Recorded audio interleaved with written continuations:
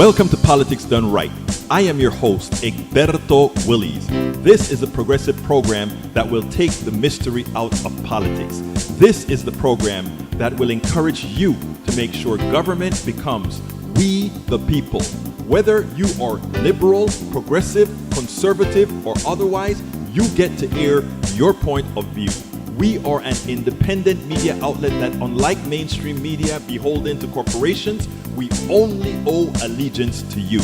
Remember, you can also send me a tweet at EGBERTOWILLIES. That is at Egberto Willies. Let us engage.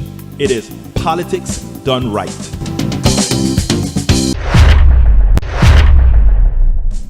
Well, folks, welcome to one more edition of Politics Done Right. I'm Egberto Willies, your host. Thank you so kindly for being here. Well, folks, Paul Fleming, your book is fire. Thank you so kindly for those kudos, Paul. Thank you so kindly for those kudos. Folks, see, one of our great supporters bought the book. He received it. He thinks it's on fire. Thank you, brother. That touches the heart. Jacoby G, welcome aboard. Here we go, amigos and amigas. Estás hablando español, mi amigo, mi amigo, mi amigo, mi amigo, mi amigo, mi amigo, mi amigo. Anyhow, how are you guys doing today? Rafael Coyle, mend it while eliminating racism and white supremacy. Yes, sir. Bridge MCP, hey. That's what she says. Hey, you go, girl. How you doing, my dear, beautiful Bridge? Paul Fleming, welcome aboard. Folks, we are going to have a great show today, but I want to start with a thought that just hit me today, and I wrote it up real quick and threw it on my page, not my page, but my wall on Facebook, and I want to read it to you. And then I want to hear some of your thoughts, and then we'll get into the program. But I want your thoughts on this. Here's what I said. It went like this.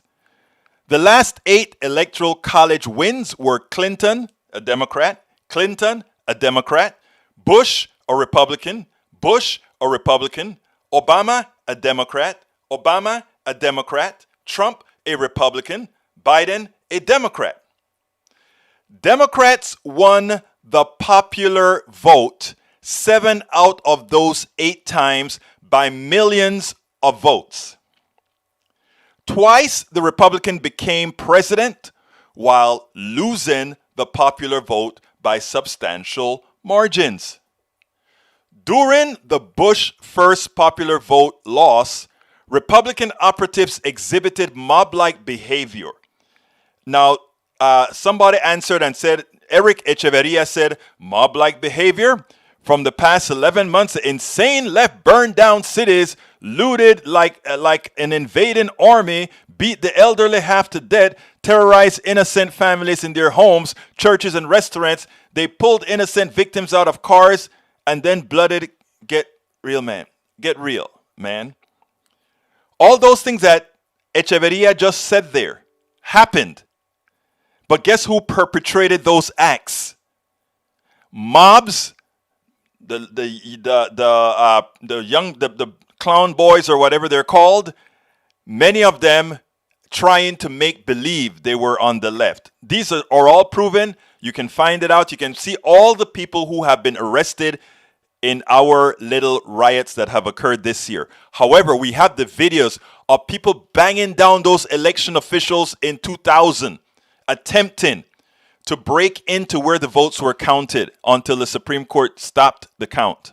And here again, we had the attempted kidnapping of the governor of Michigan. We had people attacking the House in Michigan. We had people all over the country talking about using their second rights, Second Amendment rights.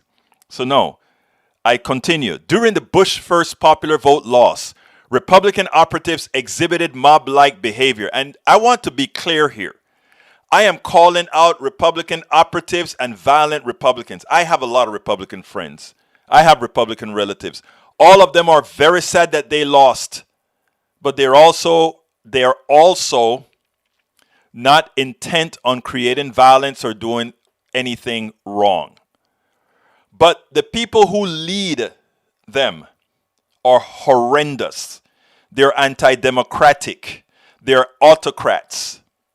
During Trump's second popular vote loss, remember, Trump has never, ever won the popular vote. We've had a president and now a wannabe president again that has never, ever won the popular vote. During Trump's second popular vote loss, mob-like behavior escalated to violent threats via threats of kidnapping and murder. Even Republican elected officials were part of the cabal. 126 plus Congress people decided that they were going to support, they wanted to support the violence that Donald Trump represents. Imagine that. Elected officials were willing to have autocratic rule, treasonous rule, anti-democratic, against the will of the people. Elected officials were willing to do that. We will never be the same again. We should never be the same again. We should never allow those who attempted to throw the votes of Americans out to not remember what they did and never again allowed to serve in Congress again. We must keep the names of every single congressperson who went ahead and said, I support that, and make sure they are never, ever elected again. Remember those names. Remember those names. 2022. Remember those names. The ones who have the right to be upset are the Democrats who, because of an undemocratic constitutional aberration, the Electoral College has made the vote of some more valuable than others. In other words, you live in a rural place, land owning. I mean, it sounds like slavery days, don't it? Don't it? It sounds that way, don't it? Big landowners, low amount of people. Somehow, their vote is worth more. California, 40 million people have 2 senators. Dakota, I don't remember which one, less than 1 million people, has 2 senators. We are such an anti-democratic country. They have more representation than we do, than those who says we want what we've given. Yet we have those, a small amount with that much coverage. So that constitutional aberration has got to change. If this is not fixed, the country as the Democratic Republic will not last much longer. America is less democratic than most democracies around the world. An exceptional America? America? An exceptional America? Saying so does not make it so. Saying so does not make it so. And we must remember that. Okay, so what is our program going to be about today? What is our program about today? Today, the title of the show is J. Christopher Collins discusses Mending Our Union, Trump's electoral fraud. J. Christopher Collins visit to discuss how do we mend our deteriorating union, and Trump's 2020 electoral fraud has failed as it should have. And as they're counting the electoral votes right now, all the problem states have already certified their electoral votes, their electoral count, and today they have made it official. So therefore, Donald Trump has no recourse any longer, not that he ever did, but he has no recourse to try to steal this election. None whatsoever. Donald Trump is a loser. He has always been a loser. Everything that he has touched has failed.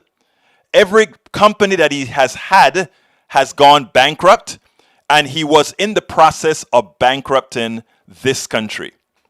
Now, tomorrow we'll talk about him bankrupting the countries. I'll play some pieces by Fareed Zakaria and a few others that show that Donald Trump has always been nothing but a fraud.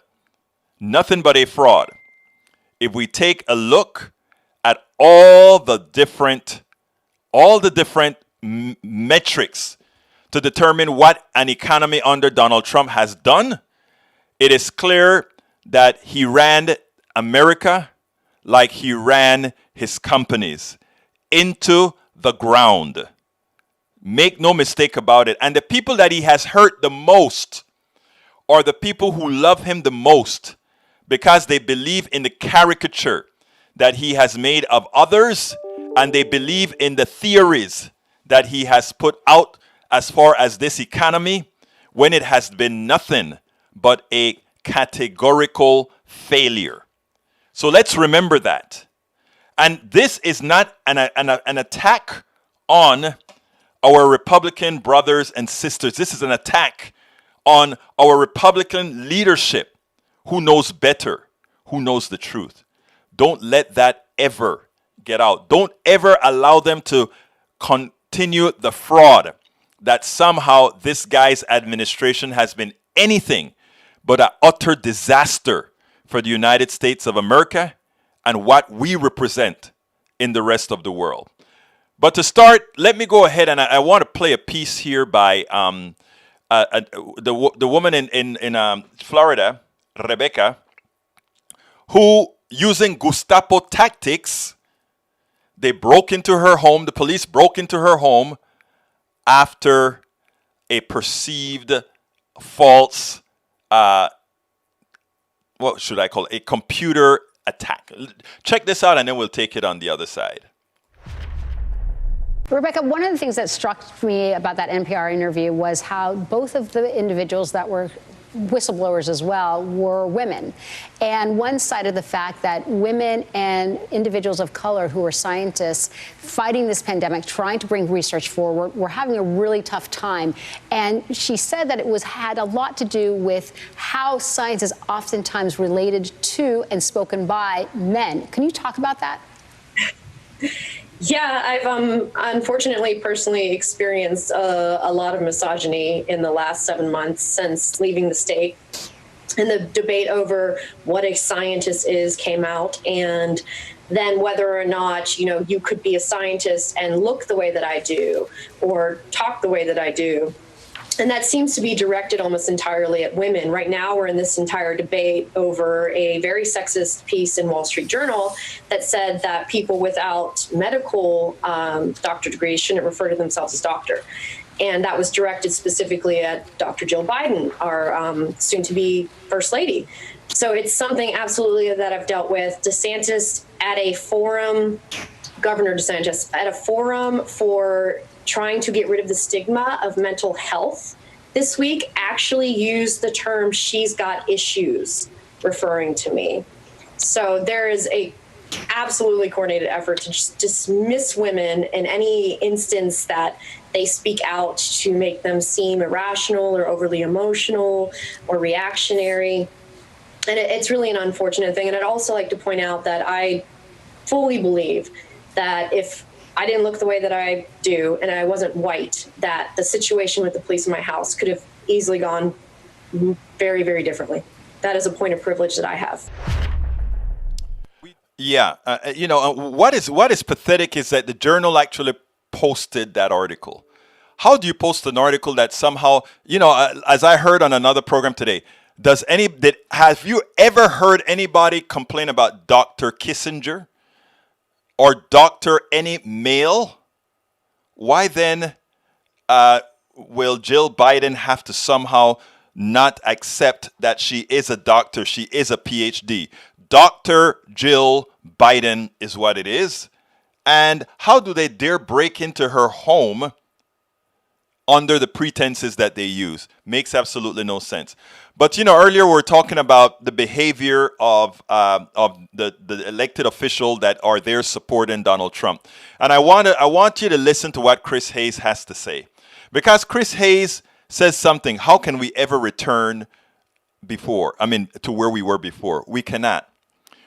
I think we have proven that the Republican Party is definitely an autocratic party. They have no desire for democracy, and for that reason, The leadership of the Republican Party, if not changed now, must never again hold elected office where they are in control. Check this out. There's a real question about, I don't know how you, I guess we're all just going to pretend this didn't happen. Like, they tried to overturn an American election. They tried to install someone who lost into power. They conspired, essentially, to overturn the rightfully democratically elected government of the United States.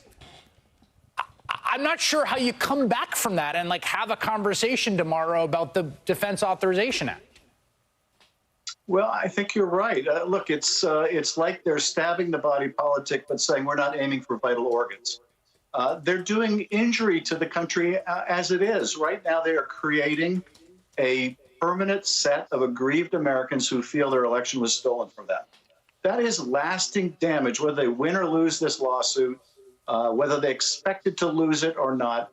These continuing false claims about the election, this continuing fallacy that somehow millions voted improperly, this nonsense, the more that they echo this, the more it sinks in with a large segment of our neighbors and friends.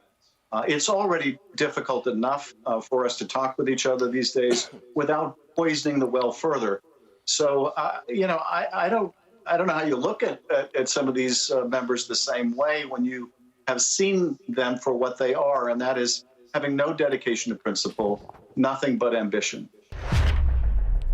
How can you ever look at them the same again? You don't. You cannot. You should not. You must not. They've shown what they really believe in.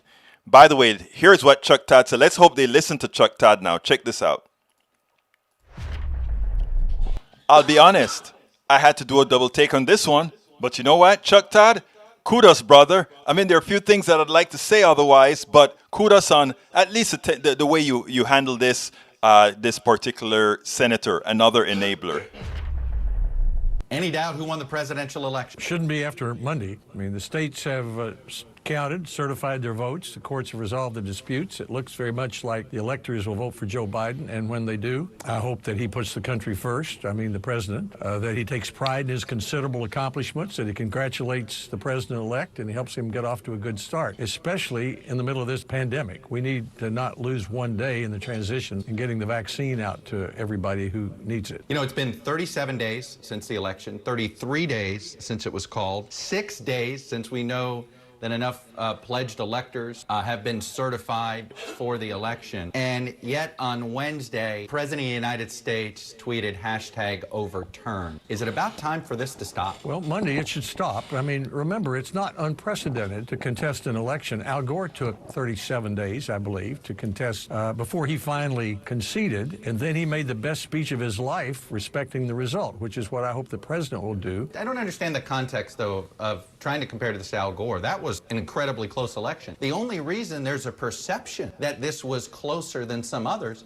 is the order with which we counted the vote. So is the comparison to 2000 really fair, or is it creating a false straw man? Well, it's not, you're exactly right. It's not the same circumstance, but I think it's fair to allow candidates to contest elections if they want to, if they have evidence. But when it's over, it needs to be over. All right, I don't remember these same comments 4 years ago on Hillary Clinton should get more time and all of this stuff. I mean, do you see why it looks like a double standard? Well, what about Stacey Abrams' concession speech? Have you found it yet? I understand. Look, I understand that, but I guess, Senator, what I would say that was 2 years ago, Chuck. She was defeated by more votes.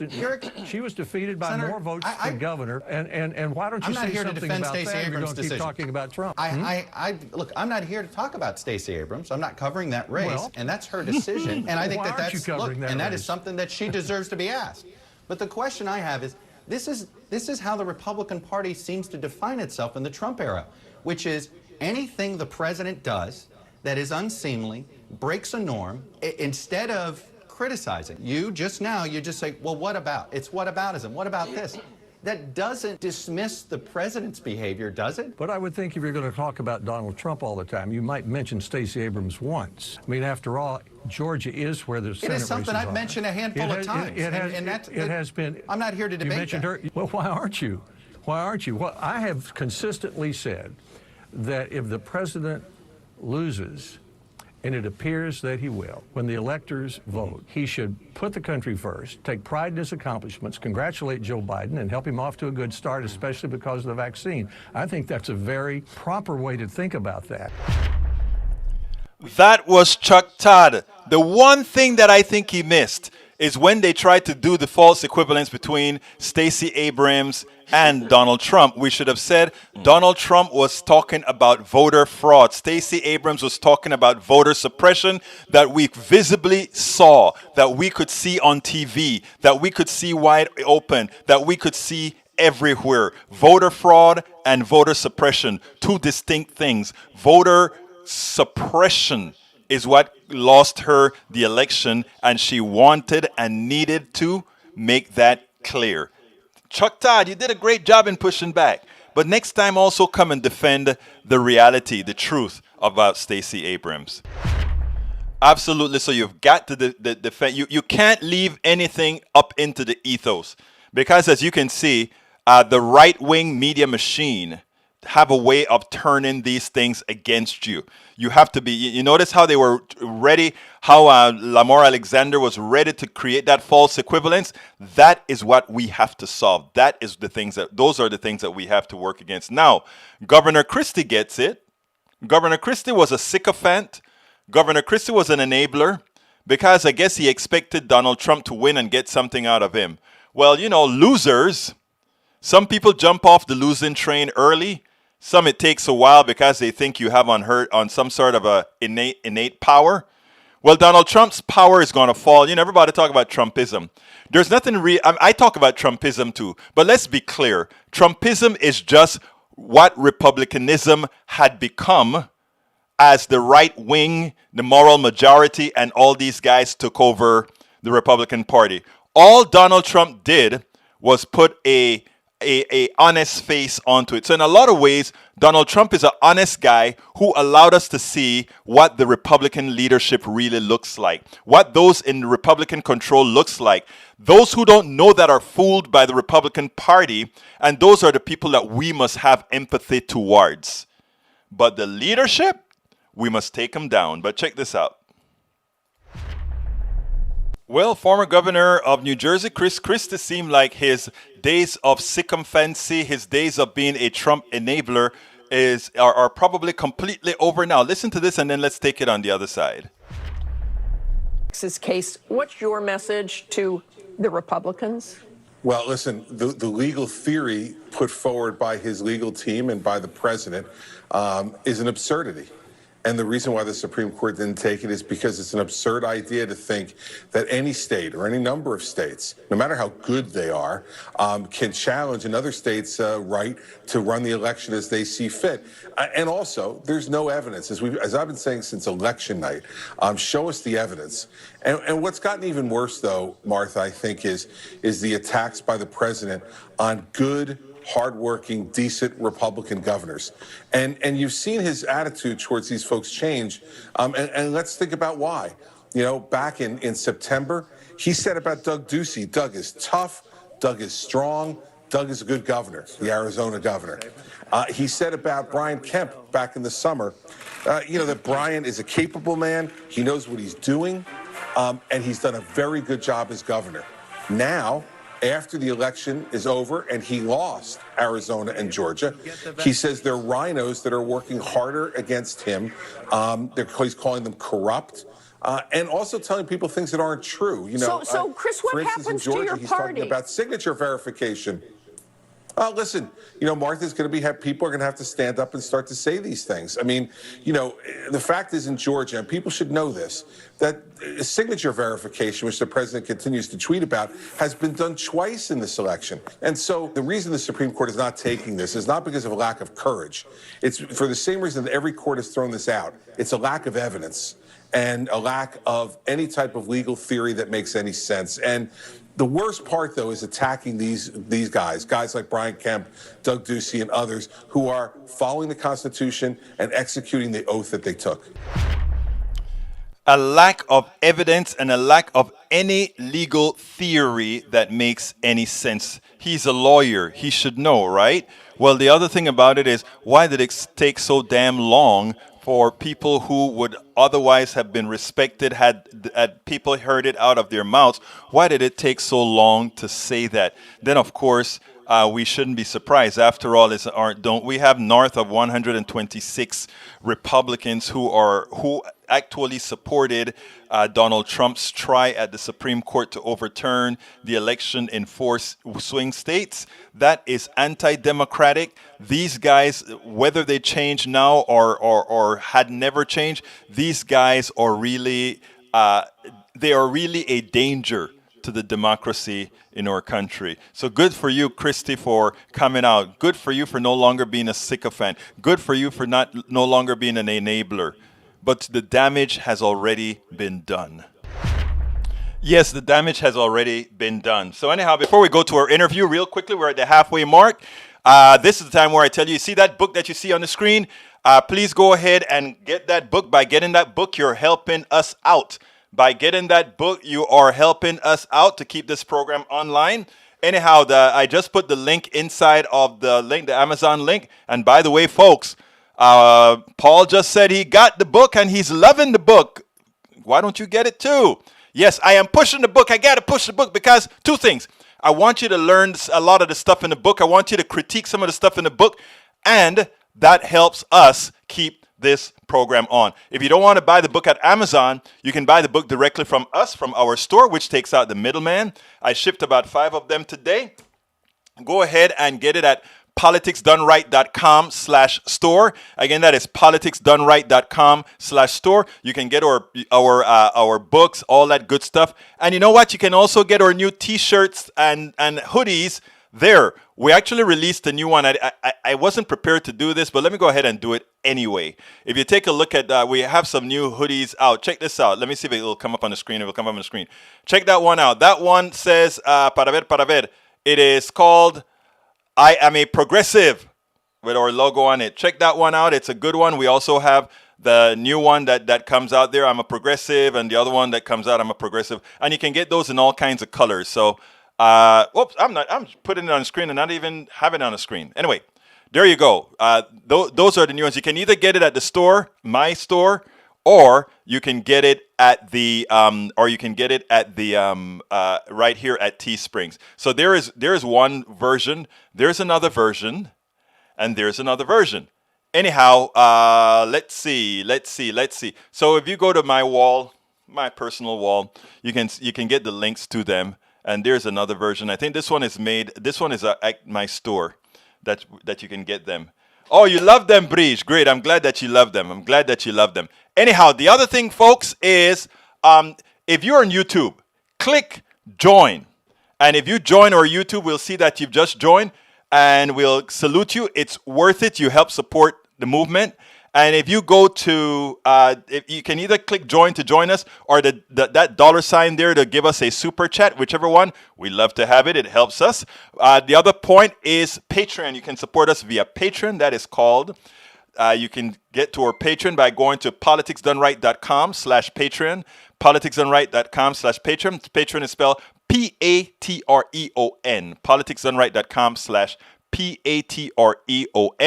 You can also support us via PayPal. Our PayPal is politicsdoneright.com/PayPal. Politicsdoneright.com/PayPal. You can still become a part of what Brige MCP calls the PDR Posse, the Politics Done Right Posse, on YouTube by just going to politicsdoneright.com/YouTube. So if you're not on YouTube, you can still get onto our YouTube posse by going to politicsdoneright.com/YouTube. And hey, Egberto, there is one more act to come from the Republican Party on January 6th. When the vote, but that act it requires both houses of Congress. I mean, requires both the Congress and the Senate to agree. And since they won't agree, it's a wash. So January 6th, don't believe what they said. That this stuff is over. Terminado. Finito. We won. Period. They won't be able to take it away, which they would love to be able to take it away. Brother, it is over. It is cooked. They've lost. Donald Trump is what again? A loser. And you know why we're kind of teasing him about being a loser? Because that is what he likes to do to people. Otherwise, I just say, oh, he didn't win the election, etc., etc., etc. No, Donald Trump is a loser. By the end of our program today, when we are done, California should be voting. And when California is done voting, everything would be terminado, 306 votes, and it's over. Donald Trump remains the loser that he is for the second time. Unfortunately, the first time we allowed him to sufficiently damage the country, which we have got to mitigate now. Okay, let's get busy with the interview. Welcome to one more edition of Politics Done Right. I'm Egberto Willies. As you know, we've been covering how we can actually get folks communicating on all corners. Well, today we have Chris Collins, who's the author of the new book, Mending Our Union, Healing Our Communities Through Courageous Conversation. He has spent the last several years facilitating meetings that bring together people from a vast selection of politics, races, genders, and class as a part of his conversation group at the Glide Memorial Church in San Francisco. Different Together, and has developed a toolkit for doing so. He offers 4 tips, and we're going to talk about all of that. Welcome to Politics Done Right. How are you doing today, Chris? Great. Thanks for having me. Before we even get started, I understand that you did a stint in Austin, Texas, my old stomping ground. That's right. I lived there for 7 years. I went to St. Edward's University, and after graduating there, I worked in the Texas legislature for a couple of years before moving to New York City, actually. Before we go, you remember Conan's Pizza? Yes. I loved those deep dish Chicago-style Conan's Pizza. That was my mainstay in Austin. And by the way, while I went to school out there at the University of Texas, I was a delivery driver for Tux Pizza on near St. Edwards, and I had a lot of deliveries to St. Edwards University. It's interesting. There's lots of food in Austin that I miss. There's a lot of food, and now they have the truck alley and all that good stuff there where you can go ahead and buy. Well, I don't know since COVID how things are, but anyhow, let's talk about your book.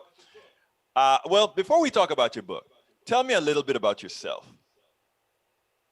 So I am a native Texan. I grew up in McKinney, Texas. My family's been in Texas for multiple generations. I got a calling in my early life in high school to become involved in public service in one way or another. I didn't really know what that looked like. And as you mentioned, I went to St. Edward's University and got involved with working in the Texas legislature. And I then went to New York University to get my master's in public administration and public policy. And I've over the years that it doesn't really matter what policies we advocate for, what politicians or presidents we vote for. The division in our country stops most of that from happening. Any policies that we want, any reforms that we want, division grinds most of that to a halt. So there's something bigger that we need to be working on.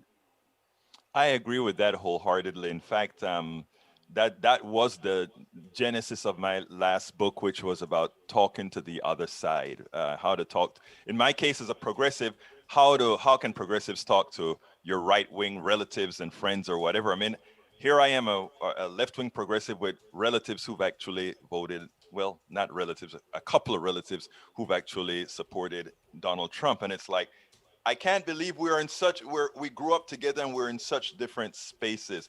That division is real. And I think it is, the division is real. The causation of the division, I think it's a fallacy. Your thoughts on that? What do you mean when you say the thought the Let me give it. Let me give an division example of, and this I put and I haven't read your entire book, so I don't know if you have something similar to this. But if you ask the average American citizen what are their wants, what are their needs, it turns out that the similarity between wants and needs, absent certain social and religious issues, are virtually identical. Have you seen that in the research and the work that you've done? Yes, absolutely. I think that that's beyond question that we all want the same thing. The division comes in how we get there. Mm-hmm. It's a debate of tactics and a desire to be for that. We want our solutions to be the ones that fix it. We don't want someone else's solutions to fix it. There's a desire to want to be the victor in getting what we all want, rather than maybe a combination of solutions, or acknowledging the truth that maybe a different perspective might have some idea that might help us get there. It's a system of winners and losers, and it's not going to help us, and it's not helping us. I'm also a progressive, but I have to acknowledge that sometimes conservative thought has valid ideas that needs to be taken into consideration. That is interesting because you could find those words in the things that we talk about here as well. And it's great to see that you have a book out there that's also centralizing on that type of messaging, which I think it is very, very important. Now, in that light, let's put a little bit of meat on those bones, because give me, if you will, some examples that you find we want the same thing, but the approach that we want to take to get there are different. Are both, from your point of view on whatever issue you choose, will those either side get you to the same place for real, or is it that one side is misinformed as far as being able to get there from that direction? Because my thing here, and I'd love to hear your thoughts on this. My thing is that I think we are purposely misled, because in our ignorance and fighting among each other, it's a profit for a certain sect. Your thoughts? Well, I think that there's the system that's out there that that promotes a certain message, that is there is misinformation out there, and there are fake facts that are out there. And I think that where we make progress on this is tuning that out, to stop relying on what the politics are trying to tell us, and instead talk about it at the community level, and find out what solutions we come up with whenever we tune out the toxic political discourse. Now, tell our audience in specifics. Give me an example of where we can actually accomplish that. So, what we do in Different Together, for example, let's talk about the impeachment that happened, which seems like a long time ago, is actually earlier this year. Few months, yeah. Right.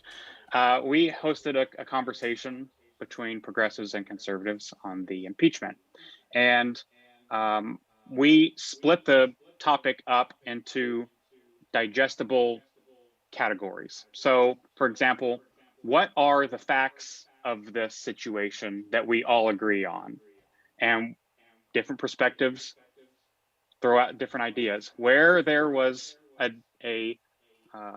maybe a progressive person would make a statement that a conservative does not agree with, we would then put that into a different category and write it on our whiteboard. Okay, this is what we don't agree on. This is what we would need to further investigate in order to figure out where we are on this.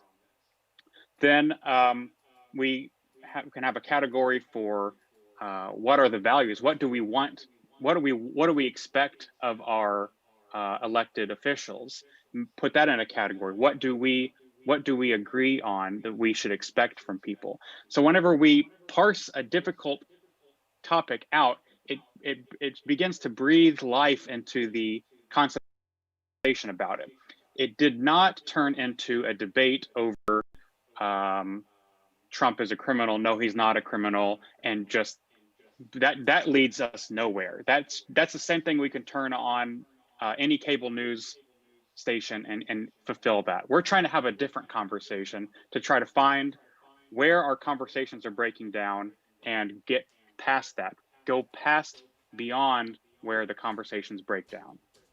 Now that is admirable, right? We have some.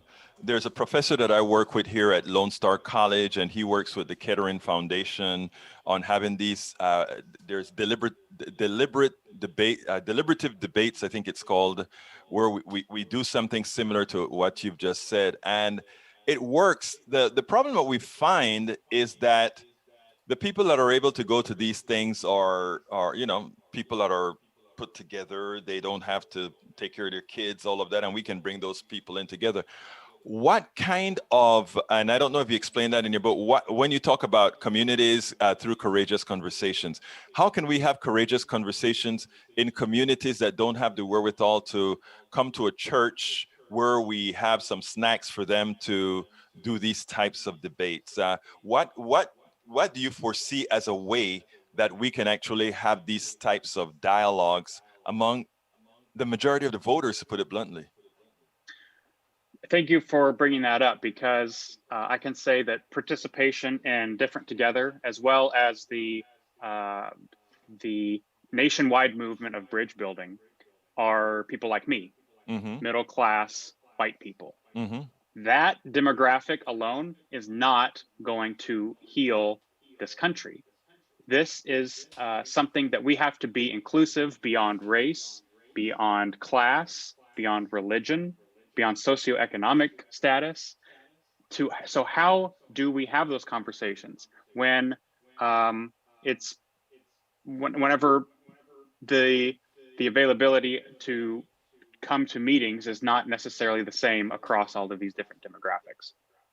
And the way that I see it is, that whenever we have a Different Together meeting and an event, that's just a laboratory. It's a place for us to practice. It's not necessarily where community healing happens. It can, but that I don't want us to think that us showing up to this meeting occasionally is going to heal it. It's us to come together and practice, and then go back out into our worlds, into our workplaces, into our families, walking down the sidewalk. How do we heal the division at that point? Are we dismissive of people? Do we ignore need and hurt and pain in our communities? Or do we engage with it? Do we open our hearts? Do we want to listen? And that is where we have the power to be healers in our communities, is in our everyday life. Are you saying then that your groups pretty much are disciple makers with the expectation that they will go out into the communities and replicate themselves? I think that people that attend these types of meetings, yes, they are better equipped to go out and to live in this world with a softened heart. Let's, you brought up religion, race, etc. Let's go to Appalachia, okay? Where I think at this point in our history, I feel that these are the most scared people that have not had much good happen to them. And they see a whole lot of the rest of America talking about inclusivity and going and supporting the aggrieved. How do you talk to these folks to let them know that nobody, in my opinion, is taking something from them. There, you can't take something one has never had. How do you get into those communities? Because I think what's going on in America today, I think there are a lot of undertones. And tell me if you agree with this or not. I think there are a lot of undertones that are masked by other issues. And I think one of the big undertone in America, and you hear progressives talk a lot about it, race, religion, that sort of a thing. But I do think it plays a part. And if you take a look at the demographics of even the last election, you sort of see that.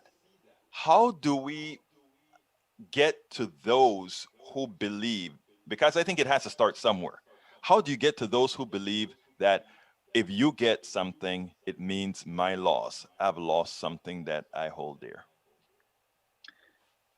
Right. I think that we do see many times this as a zero-sum game. I think that it's a matter of reassessing what progress looks like. There is so much mistrust in the system, especially with the people that you describe. So what does progress look like if it is to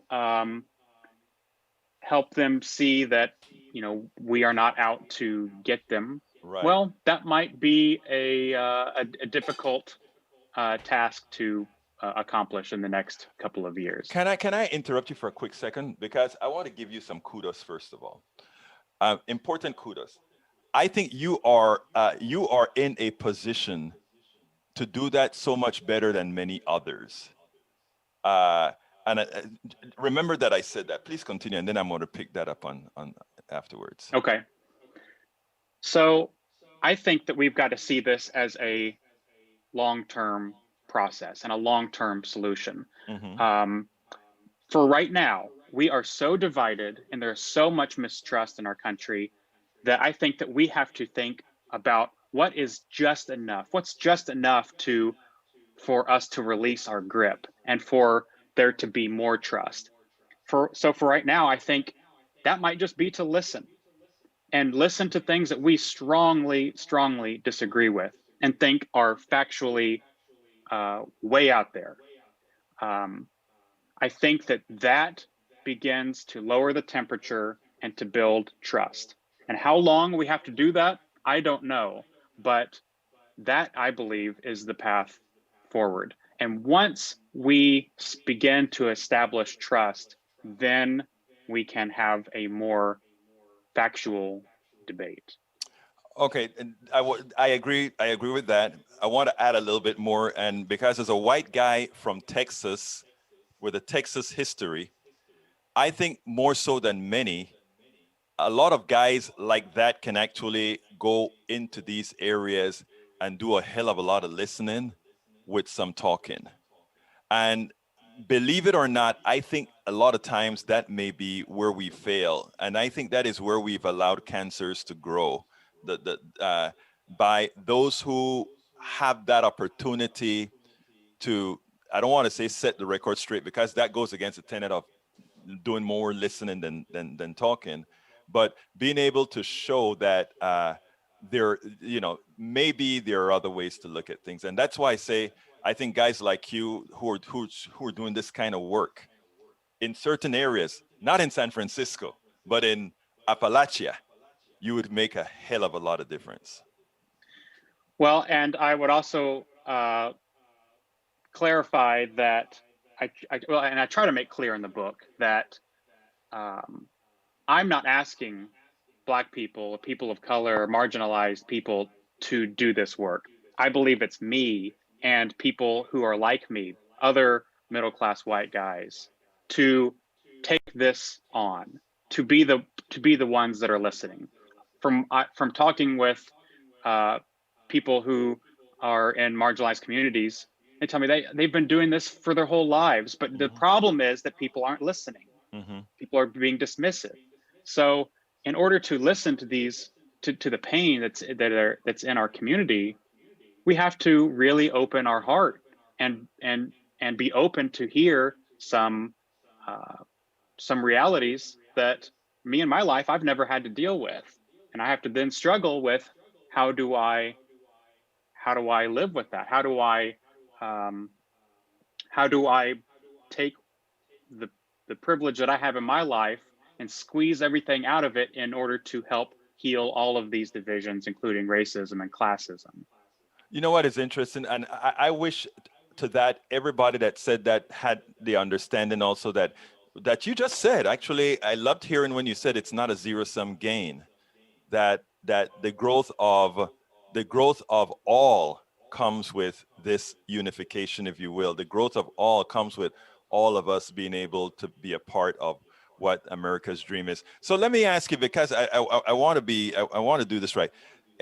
For the people that, first of all, folks need to get books that do the kind of work that you're talking about, books that aren't there to divide.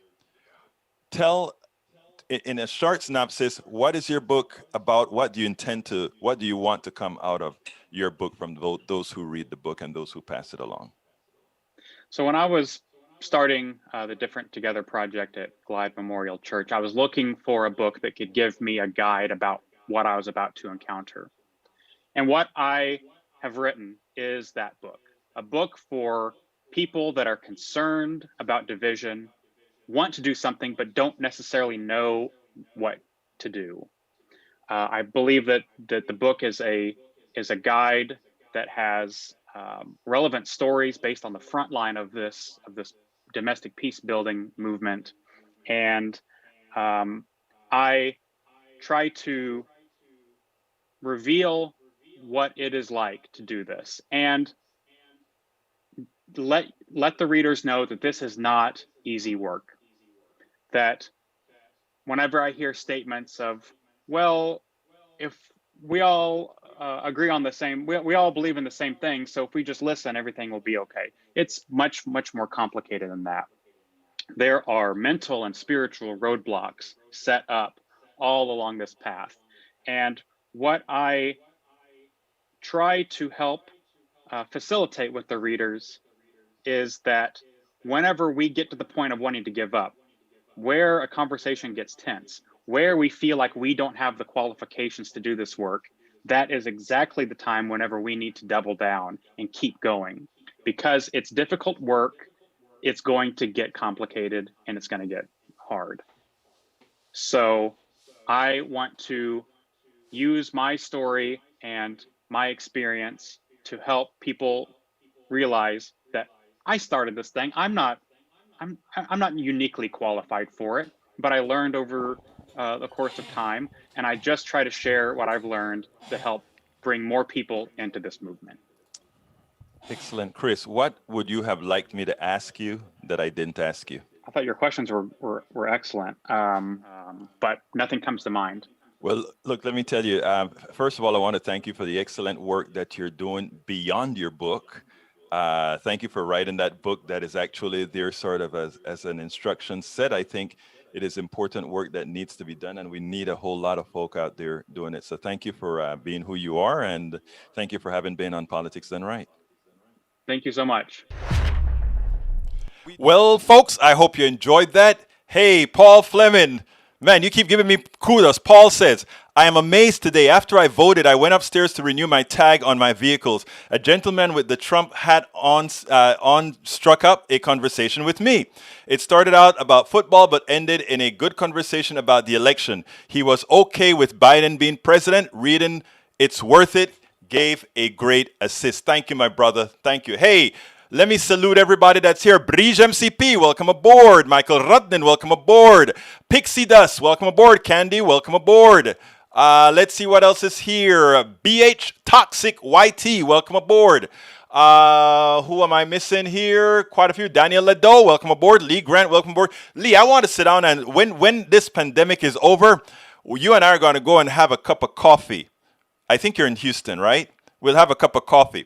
Let's see. Let's see who else is here. Who else is here? Paul Fleming, I called you out. Let's see. Lee Grant, I think I got you. Yeah, I just said we'll have coffee, Lee Grant. Daniel Ledo, I called you out. Para ver. ¿Quién estoy olvidando? Norman Reynolds, my brother. How you doing, sir? And Anzu Wiley, welcome aboard. Okay, I'm scrolling down, or scrolling up, I should say. And if I miss you, please go ahead and throw your name back in so that I can call you. Deborah John, welcome aboard, Deborah. Yeah, I read the thing that you put there after all, Deborah. I went ahead and read it. Deb Denny, welcome aboard, Deb Denny. Welcome aboard. Mark Smith from England, welcome aboard. Tank 28, welcome aboard. Mark Smith, welcome aboard. Coming in. I'm going up. I'm almost to the top, I think, I hope. Deborah John, I think I called you out. Paul Fleming, I think I called you out. Norman, let's see who else is up here. I'm going to go back down. Jacoby G, welcome aboard. Rafael Coyle, welcome aboard. I'm going back down to the bottom, see if anybody else I need to salute. Okay, Jacoby, mucho gracias, CW, con cuidado. Good show again. Thank you, my brother. Matt Thames, thank you for being here. And let's see, Paul, I think Paul says, what needs to be done is to go into the poor white communities, see what their needs are, which are the same of most, and explain all the good that would come from looking at how their votes keep them in the same place. You know, that is a hard thing to do, and that is what, to be honest, I've been working a lot on that. Ashley Mosley, gotta come get your Creo. Yes, I do need to come and get my Creo done. You know, after all this stuff is over, I'm coming out. I know I should be able to come before that, but hey, I've been so busy with all this stuff. Ashley, thank you for being here. Miss seeing you. Let's see who else is here. Anyhow, folks, I hope you enjoyed the program. I got to get out of here. I have several more interviews that I have to get into the queue, but I want to just say this to both our conservative or right-wing listeners and otherwise.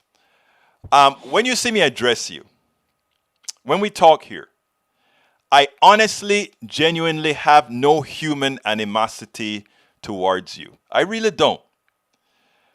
I can't, if I believe the things that I believe, which I do, if I believe that we are being manipulated by a few to keep us all apart, then at the same time, it is impossible for me to look at even those who tear me to threads when they talk to me, and somehow look at that and say, I hate you because you hate me. I can't do that.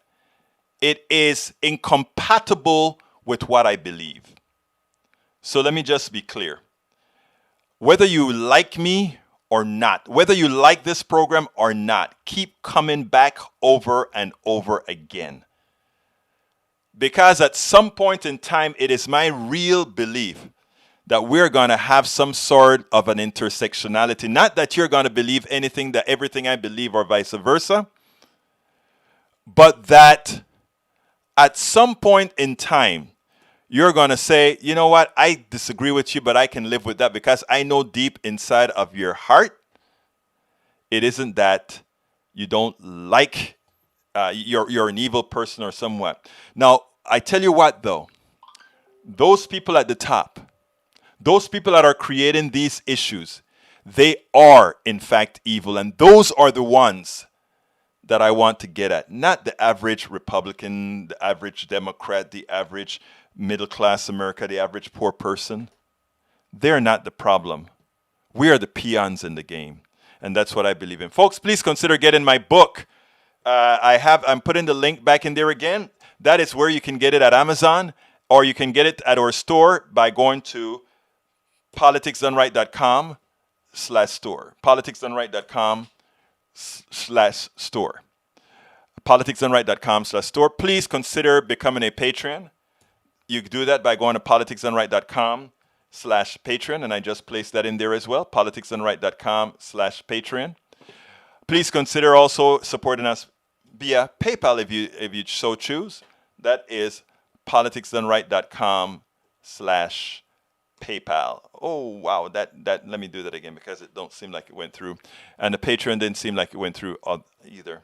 Anyway, let me do the Patreon again. So again, my name is Egberto Willies. This is Politics Done Right, and you know how I end this baby. I am what? Out!